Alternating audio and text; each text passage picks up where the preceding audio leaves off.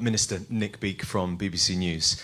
You talked about Prime Minister Modi's visit to Moscow last month, and a lot of people here were very upset to see that embrace between the two leaders. Also, they were quite upset to see India overtake China in terms of the biggest importer of Russian crude oil. And also, they say they're disappointed that there hasn't been an explicit condemnation of the full-scale invasion of Ukraine. So, in light of that, I'm just wondering whether you had difficulty today persuading President Zelensky that India is not favouring Russia, but is indeed pursuing a policy of non-alignment. And secondly, because of that meeting in Russia last month, I think Prime Minister Modi is probably the most significant, influential world leader to have spoken to both sides recently. What personal role could he play in some sort of pursuit of peace? You know, in our part of the world, when people meet people, they are given to embracing each other. It may not be part of your culture, but I assure you it's part of ours. So, in fact, today I think I saw the Prime Minister also embrace President Zelensky, and I've seen him do it with a number of other leaders in a number of other places.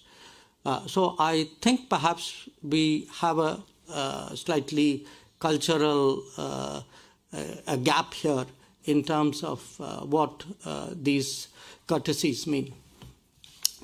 In terms of what you asked about the oil issue, look, India is a big oil consumer.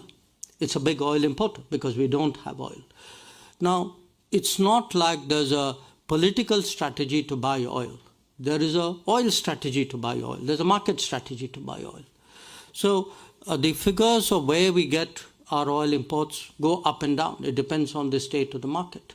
But it would definitely, I think the fact that the market is tight, that today big suppliers like Iran and Venezuela, who used to supply India, are constrained from operating freely in the markets, I think is a factor which needs to be taken into account. Regarding the conversation between the Prime Minister and President Zelensky, I think it was a perfectly convivial conversation. I think it was very constructive. I think there was a lot that we said which he heard with a great deal of attention. He knows that we mean well by Ukraine. He knows that we are today very, very keen that this conflict should come to an end.